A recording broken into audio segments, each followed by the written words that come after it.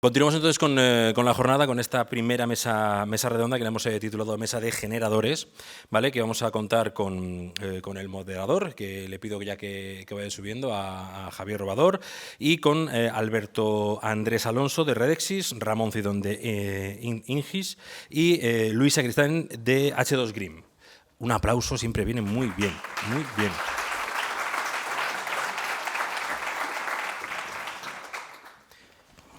Todo tuyo, Javier. Bueno, aunque ha hecho una pequeña introducción, voy a aprovechar a introducir a los colaboradores. En primer lugar, pues agradeceros al público la asistencia y a ellos de forma especial la participación en el evento. Bueno, en primer lugar, Alberto Andrés Alonso, director de proyectos de hidrógeno de Redexis, compañía especialista pues, en el desarrollo y operación de infraestructuras energéticas, en la distribución y la comercialización de gas natural y de otros derivados y en un futuro muy cercano hidrógeno. Es una empresa muy vinculada a Castilla y León y fruto de ello pues es no solo el camino que han recorrido en la parte del biometano, sino también el camino que están recorriendo en el hidrógeno pues a través de esa planta que antes han comentado, ubicada en el Parque Empresarial del Medio Ambiente de Garray en Soria. A su lado, Ramón Cidón, director de desarrollo de Ignis, también una compañía energética vinculada al sector eléctrico, si no me equivoco, y muy presente pues no solo en España, sino también en Europa, en América y en Asia. Y pues bueno, están presentes en toda la cadena de valor, desde el desarrollo de proyectos hasta la operación y prestación de servicios energéticos, y tienen del orden de un 6% de la cuota de mercado eléctrico español.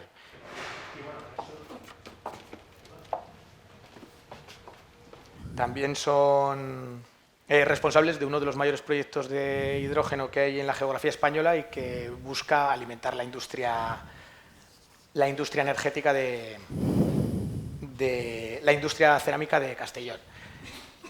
Y ya por último, Luis Sacristán, ¿de acuerdo? Él es el director de desarrollo de negocio de H2 Green, es una empresa que fabrica electrolizadores, Made in Castilla y León, ubicada en Segovia, y que pueden afirmar algo que creo que no muchos lo pueden hacer, ¿no? Que es tecnología 100% española.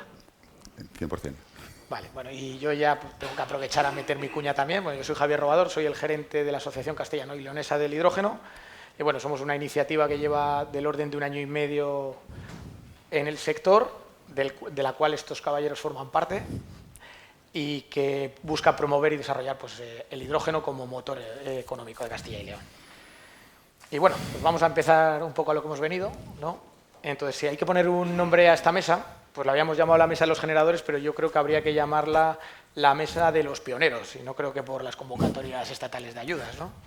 Cada uno de ellos pues, han sido, como bien dice la palabra, pioneros en este sector, en un terreno totalmente yermo, del cual había pues, pocas iniciativas de las que ir tomando nota y de las que ir copiando, pero que han sido capaces de aprovechar pues, la experiencia que tenían de otras ramas. Entonces, Alberto, ¿cómo veis la transición energética desde el gas natural al hidrógeno?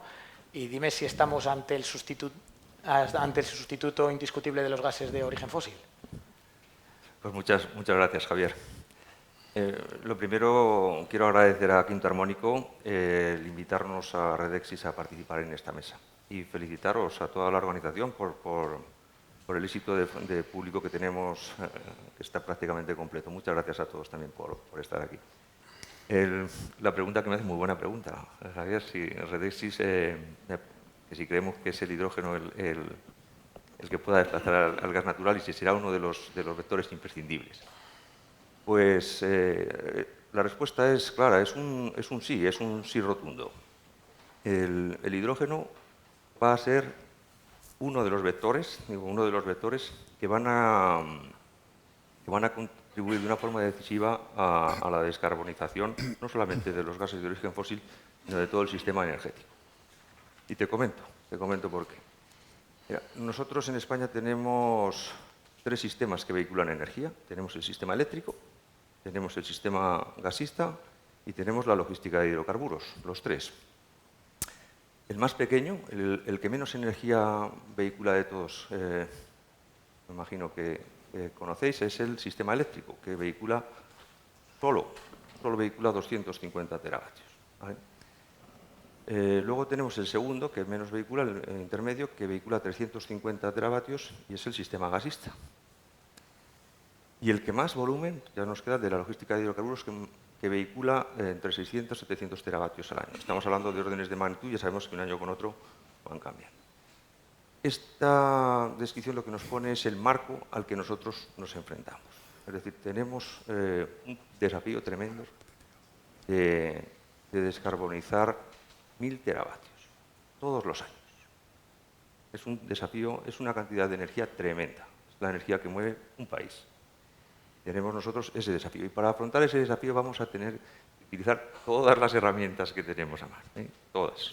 Porque el desafío es de tal magnitud que tenemos que utilizar, digamos, toda la artillería. Podemos contar con el biometano. Sabemos que tenemos ahora el Salón del Gas Renovable aquí mañana pasado en la Feria de Muestras. El biometano es importantísimo porque incorpora los residuos al proceso de descarbonización. Si utilizamos también, aprovechamos como fertilizante orgánico en los sustratos, pues efectivamente es un vector importantísimo. Pero tiene techo. Las fuentes al biometano, hay fuentes que le dan una capacidad de generación máxima del orden de 40-50 teravatios al año. Otras fuentes más optimistas lo sitúan en torno a 100, incluso por encima. Entonces, es uno muy importante, pero tiene techo. Tenemos también la biomasa, que también incorpora el crecimiento forestal anual, también lo puede incorporar de alguna forma en los usos térmicos al proceso de descarbonización. Y aquí las fuentes no le dan por encima de 10 teravatios en usos térmicos. Entonces, nos queda luego la electricidad de origen, la electricidad que se genera con fuentes renovables. Las fuentes renovables es el biogás que no utilizamos para biometano, puede ser la biomasa también, que también es renovable, fotovoltaica, eólica, por supuesto la hidráulica, que es la que tiene una potencia ya de muchos años, todas ellas. Entonces, esta electricidad de origen renovable, aplicada de forma directa o entrelazada en forma de hidrógeno, van a ser, de alguna forma, los vectores van a ser la estructura en la que vamos a tener que apoyarnos para afrontar este tremendo desafío de descarbonizar 1000 teravatios hora año.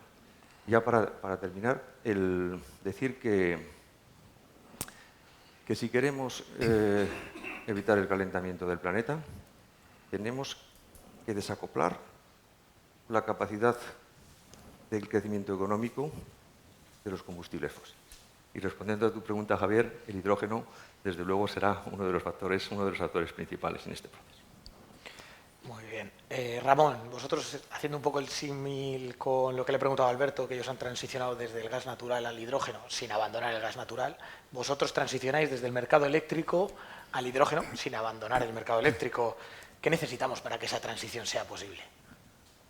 Pues tengo una lista de cosas. Bueno, voy a hacer la introducción. Si alguien no conoce a Ignis, 2 minutitos. Somos una empresa española, 100%. Empezamos hace 5 años 3 personas, ahora ya somos 600 en todo el mundo y en Castilla y León 30. Con lo cual, bueno, pues es un crecimiento espectacular, empujado con la ola de renovables y ahora pues, hemos pasado al hidrógeno, ¿no? Bueno, pues, si tienes curiosidad, en Medina ya tenemos una planta a punto de acabar, en Zamora hemos conectado la semana pasada, así que bueno, estamos muy enganchados al territorio. Bueno, somos los mayores desarrolladores de España en renovables, con 13 gigas y prácticamente pues en todo el mundo ya. Entonces, ya una vez, digamos, montado ya expertos en renovables, hemos dado el paso al mundo de gases renovables. Hemos montado un equipo, ya son 70 personas solo dedicadas a gases renovables y bueno, pues en este momento tenemos proyectos. Bueno, hemos analizado mucho el mercado y a día de hoy hemos visto que el hidrógeno todavía es una tecnología que es complicada de transportar a larga distancia y entonces nos hemos centrado en amoníaco verde y cerrando posiciones en zonas estratégicas de puertos. Y tenemos proyectos muy avanzados en Coruña, en el puerto de Coruña, en el puerto de Castellón y en el puerto de Sevilla. Y también estamos avanzando muy fuerte en Castilla y León con una exportación en Renfe, para sacar el amoníaco en tren, que también es muy habitual.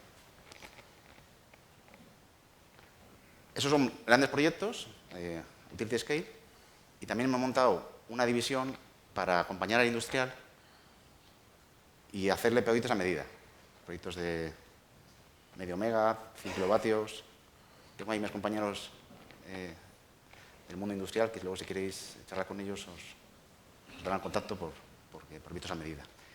Y también nos da gusto, ahora entrará Luis, que tengamos en Castilla y León una empresa tecnológica que es capaz de hacer proyectos de hidrógeno, digamos, asociados a industria.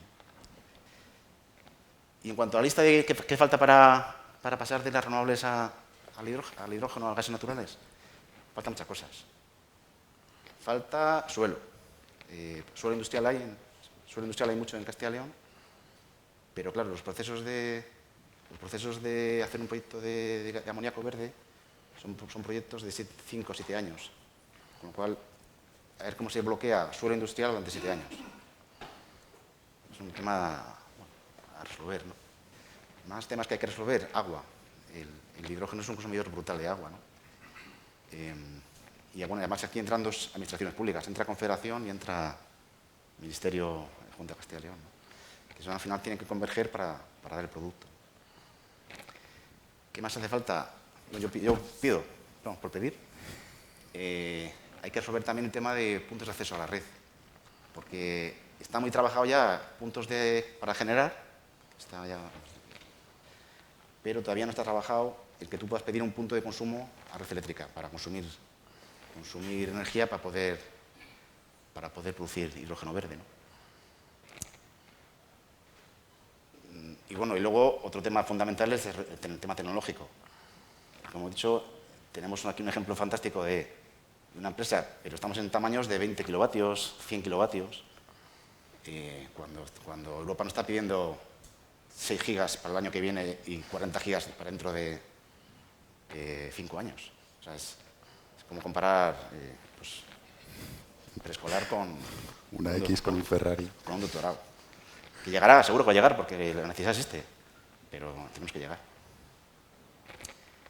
Y luego, también, esto es una tecnología que nace, con lo cual, al final el consumidor compara lo que le cuesta el hidrógeno de origen fósil frente al hidrógeno verde, y hay un gap de precio, ¿no? Entonces, para que esto arranque, hace falta subvención pública. Cualquier tecnología que arranca. Y luego, eso ya es a nivel más macro, pero tenemos un peligro. Si nosotros nos ponemos a empujar mucho el hidrógeno y subvencionamos, pero resulta que nos llegan productos de otros continentes que no tienen estos costes, o os tiene cuidado o nos arrasan.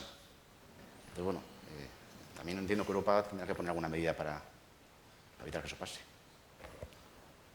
Bueno, Ramón, clarísimo, demasiados retos, diría yo, ¿no? Bueno. Pero hay uno que ha tocado y que creo que Luis te ha tirado un poco el guante, el reto tecnológico, ¿no? El reto de la industria.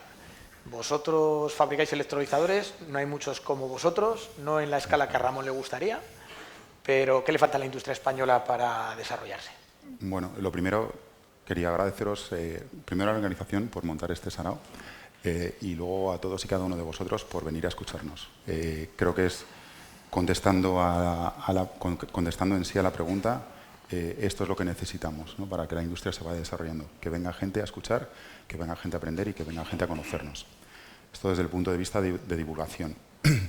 Desde el punto de vista tecnológico, lo que necesitamos como fabricantes, igual que todos los fabricantes, es que haya un consumo, ¿no? Que generar esa experiencia. Esta experiencia nosotros, H2 Green, la tecnología de los catalizadores parte del 2003, que fue a través de una empresa anterior que desapareció en 2020, y H2 Green nació en julio del 2020, en verano de 2020. Desde entonces empezamos en una nave de 400 metros cuadrados y ahora vamos por una de casi 1500. Vamos a ser la primera empresa en España que tenga una automatización o una industrialización de parte de los procesos. Nos tiene que llegar una máquina de sprayado, que es uno de los procesos críticos en la fabricación de stacks, en la parte tecnológica, y esto tiene que venir soportado por ventas, por crecimiento. Perdón, se está hablando mucho de, un poco también lo que decíais, ¿no? Se está hablando mucho de gigavatios, de hace falta llegar a los 40 gigavatios.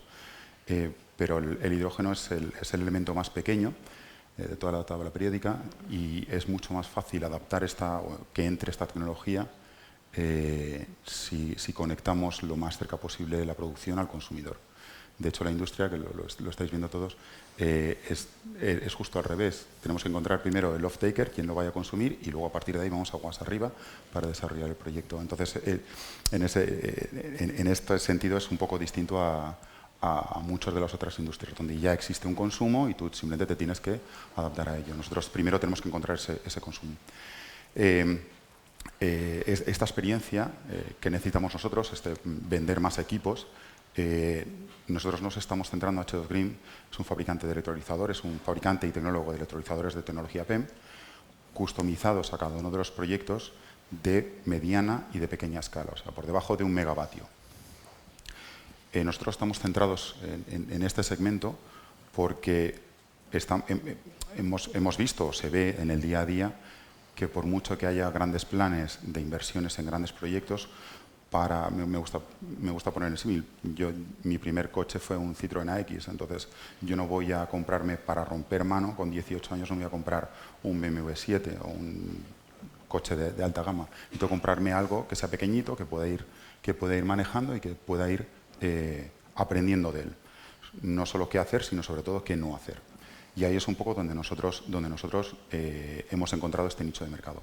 Por otro lado, también lo que se comentaba es ayudas públicas. Efectivamente, necesitamos, en los PERTES anteriores, el del año pasado, se ayudó al desarrollo de proyectos, de grandes proyectos, y al desarrollo de investigación, ¿no? Líneas de investigación a centros tecnológicos. Pero se dejó un poco de la mano en sí la industria. En el caso particular de nosotros, en una visita que tuvimos a mitad del año pasado, la única manera en la que el único fabricante de electrolizadores 100% españoles, la única manera que podíamos tener nosotros ayuda era a través de la justificación de la seguridad en los procesos. Pues esto está bien, hay que buscar esa rama, pero tenemos que hacer crecer esta industria. A medida que seamos más grandes, nosotros y muchos otros, conseguiremos unos precios de los equipos más baratos. Entonces, bueno, son distintos palos para hacer crecer un segmento muy novedoso. Por otro lado, y ya cierro, hay una parte de desarrollo tecnológico que vamos a estar sujetos, y que bueno, viene también un poco a colación de parte de la conversación que se ha tenido antes. Vamos a salir o deberíamos intentar evitar salir del gas ruso para meternos en los minerales chinos. Y eso es algo que tenemos que sabemos, todos sabemos que va a existir, y tenemos que ponernos juntos a ver cuál es la manera alternativa de al menos mantenerlo dentro de casa. Porque sí que es verdad que se va a fabricar, una de las directivas europeas es que dicen que se tenga que fabricar el 50% del hidrógeno tiene que ser europeo, pero no especifica que los elementos, que cada uno de los componentes de generación de ese hidrógeno tenga que ser europeo. Entonces ahí es donde tenemos que estar ya vigilantes en algo que sabemos que puede ocurrir en no más de 5 años. Bueno, entonces soberanía, ¿no?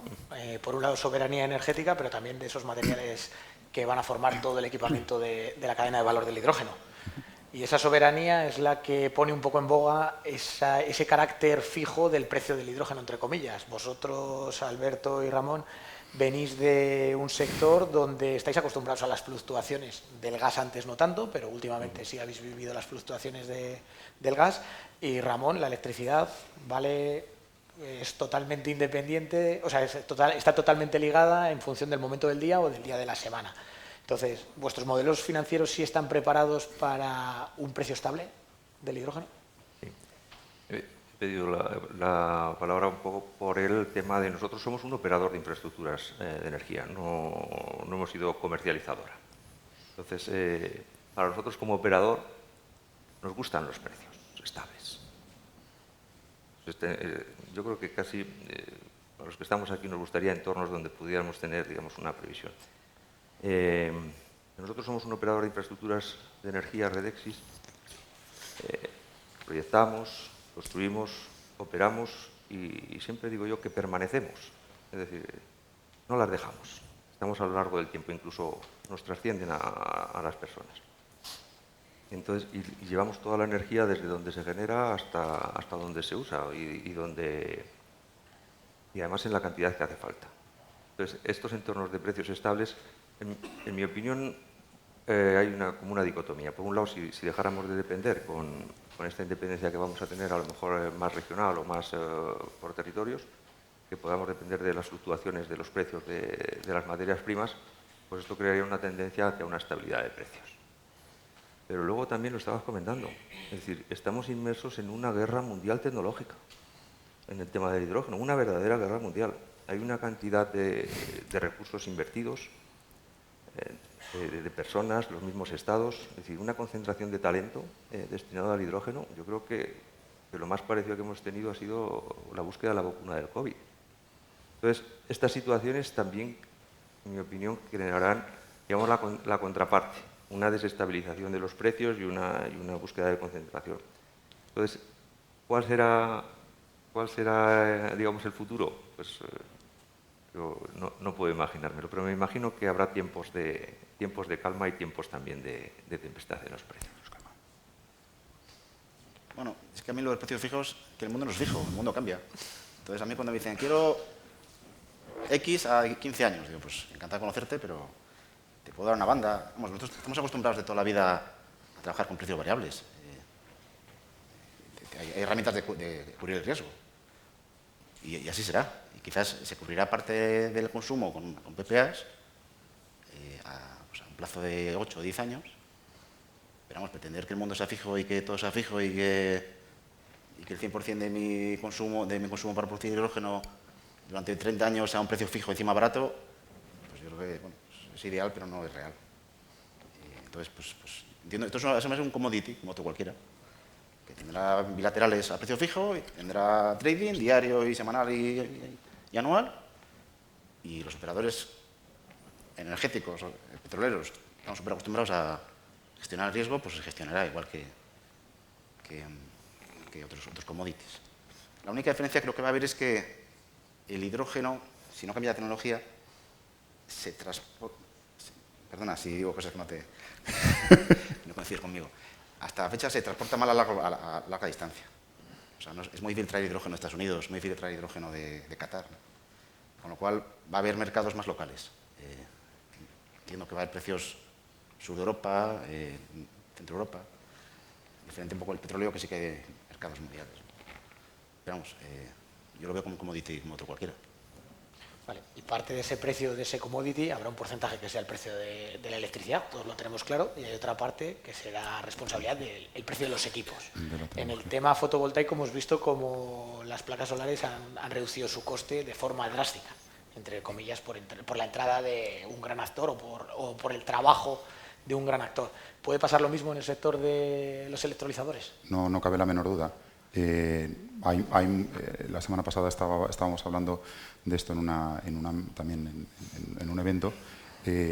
Como toda industria incipiente, va a haber un avance tecnológico, va a haber un avance de automatización, un avance de industrialización, una mejora en la cadena de suministro de los componentes, una mejora en la capacidad la cualificación del personal.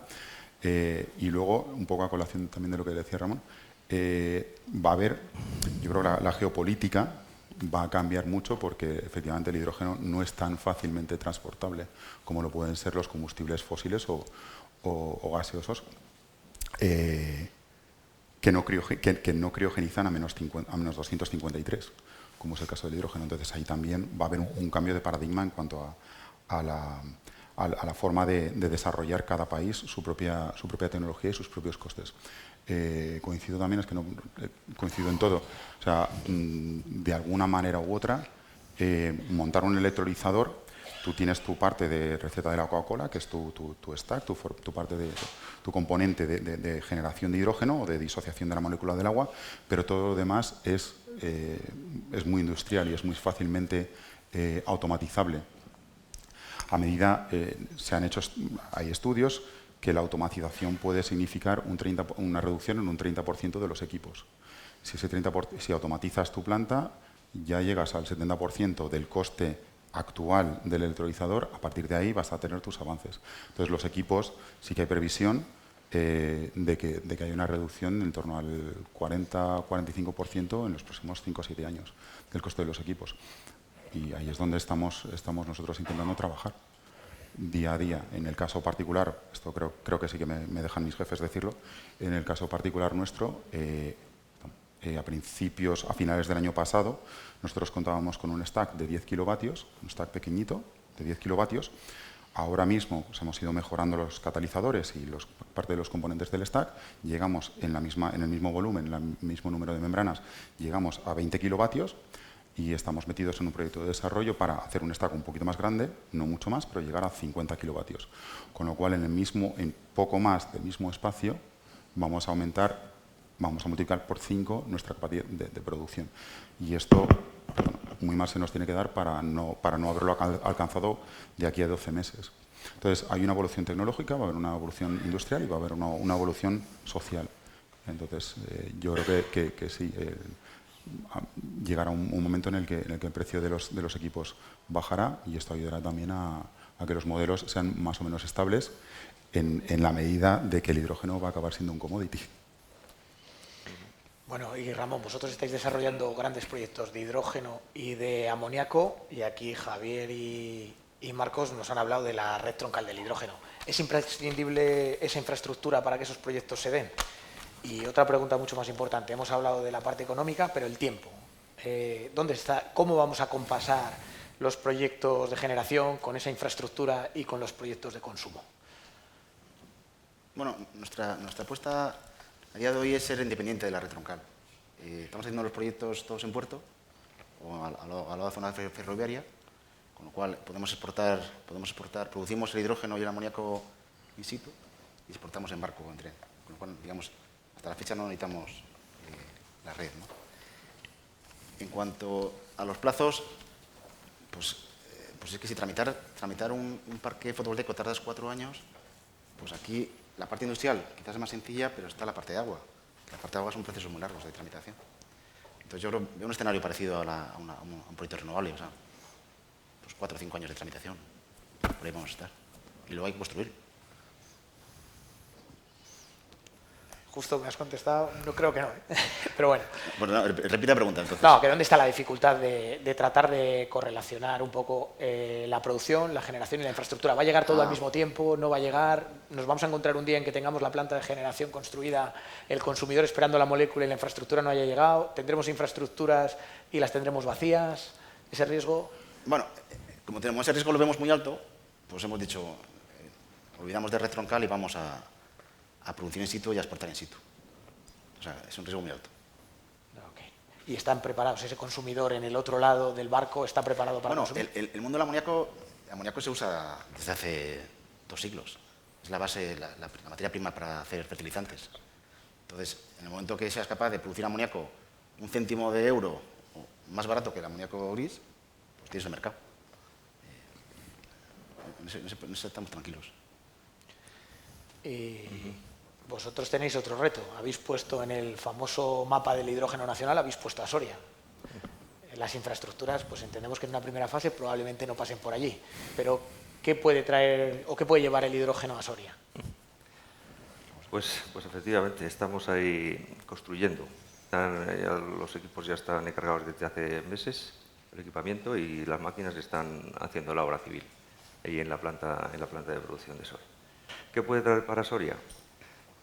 Pues me estaba acordando de una anécdota, sucedió hace 10 días ahí en el Congreso de Gasnan en Madrid, que estaba comentando con uno de los ponentes que dice, pues nuestra planta de producción de hidrógeno verde en Soria la pondremos en servicio en el 2024. Y me comentó, hombre, Alberto, 2024, decía Madrid, con la planta de producción de hidrógeno que tienen para la MT, o Barcelona, que tienen también para repostar los autobuses de la autoridad metropolitana. Y luego Palma de Mallorca y Soria, las Big Four Cities del hidrógeno en España. Entonces, pues realmente quiero decir que el hecho de tener esta planta de construcción da un prestigio, que lo comentaba también el director general esta mañana. La apuesta de la Junta de Castilla y León a través de la Sociedad Pública de Infraestructuras y Medio Ambiente de Castilla y León por Soria y por el hidrógeno, por asociar Soria con el medio ambiente es muy clara. Y nosotros, como Redexis, como adjudicatarios de la licitación fue del desarrollo del proyecto constructivo, la construcción de la planta y la creación de una sociedad para operarla durante 20 años. Pues estamos viendo que vamos a decir, esa visibilidad que te da a la provincia, yo ya la estoy notando, es decir, que la gente se dirige a nosotros, empresas de toda la cadena de valor, y de alguna forma giran la mirada hacia Soria, y dicen, oye, tenemos allí una planta de producción de hidrógeno, y bueno, pues lo tienen dentro del punto de vista para poder tenerlo como opción digamos, en la ejecución de sus inversiones. Así que está siendo una realidad. Aunque no todo es cara, también tiene su cruz. Bueno, Ramón, y el baile de cifras, ¿no? PNIEC, hoja de ruta del hidrógeno, los programas de ayudas, el Banco Europeo del Hidrógeno. Tú ya estás pensando en los puertos, estás pensando en las infraestructuras ferroviarias, pero ese hidrógeno va a ser consumo interno, va a ser exportación. ¿Nos sobra todo ese hidrógeno que Europa quiere que les mandemos? Pues tiene que ser consumo interno, por lo menos en las primeras etapas del hidrógeno. Tenemos, en Castilla y León en concreto, ¿no? Tenemos administración pública, aquí hay varios representantes que da gusto trabajar, es súper ágil. Tenemos territorio, tenemos recurso. Es la primera vez que España tiene energía. Siempre hemos sido importadores, ¿no? Y si somos capaces de aprovechar esa energía para favorecer nuestra industria, incluso atraer nueva, sería el gran logro de Castilla y León y de España, ¿no? Entonces, digamos, y teniendo en cuenta que el hidrógeno tampoco es, o sea, es una molécula que se transporta no de forma muy eficaz, tenemos que hacer el esfuerzo de consumirla aquí, por lo menos los primeros años, ¿no? Y luego ya exportar a Europa, exportar a todo el mundo, lo que queramos, ¿no? Pero tenemos un desafío de producir el hidrógeno o amoníaco o metanol in situ y ser capaces que eso sea consumido in situ también. Luego nos ahorramos transporte y generamos empleo, generamos industria. Y vamos, nosotros en INIS tenemos claro y estamos trabajando con muchos industriales para darles la solución, quizás no de gigas, pero de 1 megavatio, de medio megavatio, ¿no? Para que se consuma aquí. Perfecto. Hay un punto clave que es que cuanto más cerca, más barato. Bueno, entonces ya 2 preguntas porque me están obligando a cortar. Alberto, la más difícil. ¿Tenemos que tener miedo al hidrógeno rosa, al hidrógeno producido con energía nuclear? Pues mira, en este tema tendríamos que pedir que haya una neutralidad tecnológica. Quiere decir que todos juguemos con las mismas cartas. Si en un territorio tenemos 4 herramientas para producir hidrógeno y en otro territorio tienen 5, hay una ventaja vamos a decir, competitiva diferencial que va a distorsionar un poco la realidad. Luego, en condiciones homogéneas, pues yo creo que no tenemos que tener ningún tipo de miedo a competir. Aquí en esta mesa estamos de alguna forma 3 actores, en esta mesa aquí en Valladolid, que yo creo que contamos con la capacidad, con el talento, vamos a decir, con la ambición para producir, para arrancar y para producir para España y para donde haga falta. Y bueno, ya por último, Luis, te dejo lo más difícil, dar el titular. Hay muchos lobbies que hablan de que el hidrógeno es una burbuja.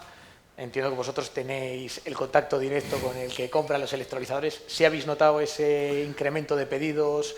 ¿Sí sois capaces de palpar que el mercado está creciendo y que la necesidad cada día es más imperiosa? El mercado va a crecer. El año pasado hubo una fiebre enorme con recabar información del coste de los equipos para los modelos financieros.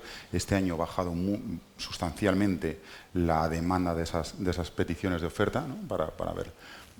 Pero sí que es verdad que son mucho más realistas. Quizá este año nosotros llevamos un 40% menos de solicitudes de oferta, pero son posiblemente un 90% más certeras que la gente que nos estuvo preguntando el año pasado para sondear.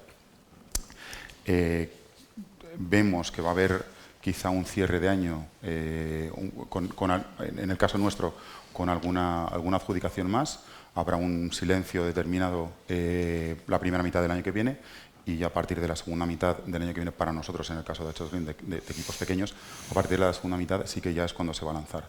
La semana pasada estaba hablando asistí a un congreso y estamos hablando, hay una empresa que invierte, que tiene un fondo de inversiones en fabricantes de electrolizadores. Entonces yo, en cuanto vea que tengo un par de estos inside trading, ¿no? En cuanto vea que vendo un par de electrolizadores más de lo normal, yo ya me meto de cabeza en ese fondo. Entonces sí, el hidrógeno se va a quedar. Hay que gestionar expectativas, esto sí que es verdad. No va a ser todo tan rápido como nos gustaría, pero no va a ser una burbuja que explote demasiado, no va a ser una burbuja demasiado grande que explote. Habrá, obviamente, como en todo todo el mercado especulativo que se genera, pues habrá un ajuste. Pero el hidrógeno está y se queda. Vale, perfecto. Pues nada, os vamos a agradecer, Luis, Ramón, Alberto, vuestra participación. Antes de terminar, para abrir también preguntas al público, tenemos estos 5 minutitos de cortesía, así que como hacemos como antes, es una mecánica complicada. Levantáis la mano, me acerco y os doy el micrófono. Allí.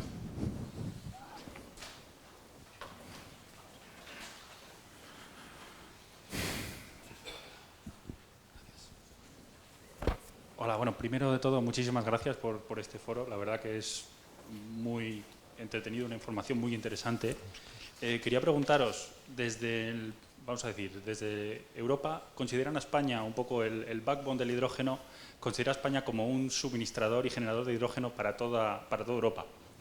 Primero, vosotros, ¿qué opináis al respecto? Y como hace un par de minutos Ramón ha mencionado, entiendo que inicialmente el hidrógeno tendremos que consumirlo internamente.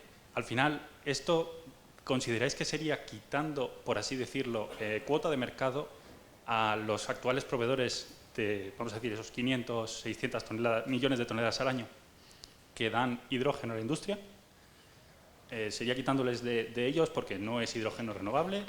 ¿O cómo consideraríais? ¿Tendría que ser tanto la demanda como la generación crecer de forma mano a mano?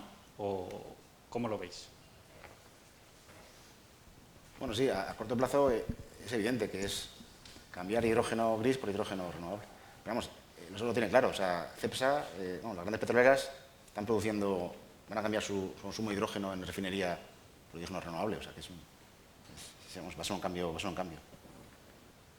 Eso sí. Sí, va a haber coincido. O sea, lo primero que hay que hacer es sustituir. El hidrógeno lleva dentro de la industria unos 150 años y se conoce bien y está regulado todo desde la parte de almacenamiento, compresión y almacenamiento, hasta la parte de consumo. Ahora donde hay que hacer es potenciar la parte de aguas arriba, ¿no? de generación. Y eso es en donde estamos, un poco donde estamos la industria de fabricantes de equipos, ¿no? En decir, tenemos que sustituir esta parte de hidrógeno gris a hidrógeno verde. Es la más fácil, es la más sencilla a priori o teóricamente, y es por la que vamos a apostar al principio. Un apunte muy rápido.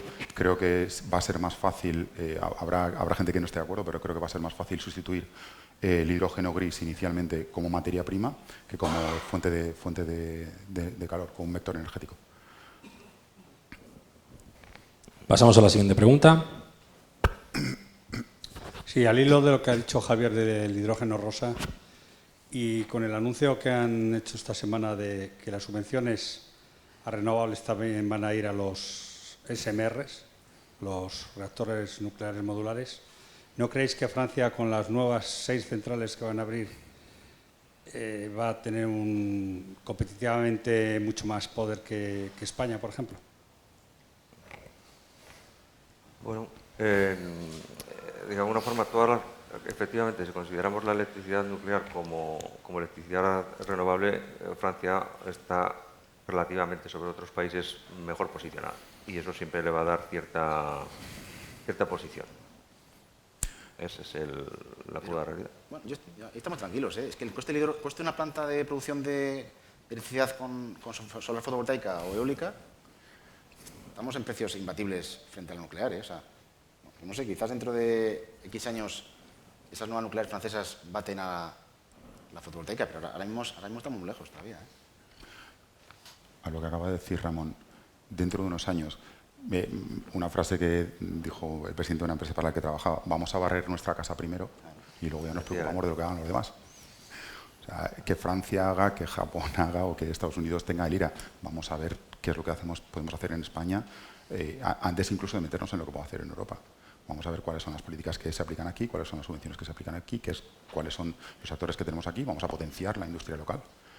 Por eso decía que antes hay que potenciar la cadena de suministro, hay que potenciar muchas cosas que tenemos aquí. Tenemos conocimiento y tenemos capacidad y tenemos materias primas. O sea, es que vamos a centrarnos en lo que España puede hacer o España es capaz de hacer antes de lo que vean lo que pueda venir de aquí. No es la generación de hidrógeno no es tan masiva ahora mismo como para preocuparse de millones de toneladas. Estaba intentando hacer un cálculo mental. Posiblemente pueda haber en torno a, y que me corrijan quien lo sepa, pero puede haber como ahora mismo 2 toneladas hora generadas con hidrógeno verde. Ahora mismo, o sea, es ridículo. Entonces, creo que nos estamos anticipando a algo que va a ir, no sé, en 3-5 años. Vamos a ver qué es lo que tenemos hoy y a partir de ahí construimos, porque sabemos que tenemos capacidad. Entonces, un poco, perdonad, pero intentando poner un poco también los pies en el 2 de octubre de 2023. Haciendo un chascarrillo, Francia siempre gana en tardar mucho en tramitar cosas. Con lo cual, hasta que tramiten, estamos amortizado ya todo. Además, Luis, como dices tú, estás diciendo como muy al futuro, dices dentro de 3-5 años. Sí. Bueno, no sé, bueno, yo trabajo hoy para que... Es que 3-5 años en este mundo que estamos es mucho tiempo. Sí, joder.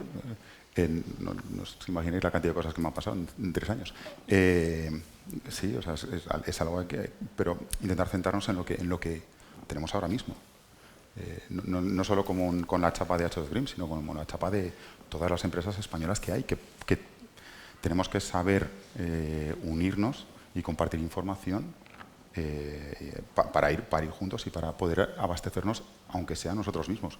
Y luego ya exportaremos. Perfecto, tenemos tiempo para una última pregunta. Vamos allá. Última pregunta para Marceliano. Ya aprovecho para deciros a los siguientes ponentes que ahora vamos a hacer una foto de familia con vosotros. Tenéis que ir a quitaros el micrófono y cederse a los siguientes ponentes. Hola, buenos días. Se ha comentado que, creo que has dicho tú, que el consumo del agua de las plantas de generación de hidrógeno es brutal. Bueno, brutal, o sea, es importante. He visto luego que has puesto ahí una cara diciendo no estaría de acuerdo. Uno de los grandes temores que hay en la sociedad en general es que la generación de hidrógeno lógicamente consume agua, la deshace, la destruye. Y quería preguntarte exactamente cuánta generación o cuánto consumo de agua precisa una generación de hidrógeno. 10 litros por kilogramo. 10 litros por kilogramo. ¿Cuántos kilogramos? ¿Qué potencia? ¿Qué energía aporta un kilogramo de hidrógeno? Depende de la eficiencia, 50 kilovatios hora. 40 veces. Sí, por ahí más o menos. 40 kilovatios. 40-50. 40 kilovatios hora. Un número así más fácil de entender. Una planta de unos 500-600 megavatios viene a consumir un hectómetro cúbico al año.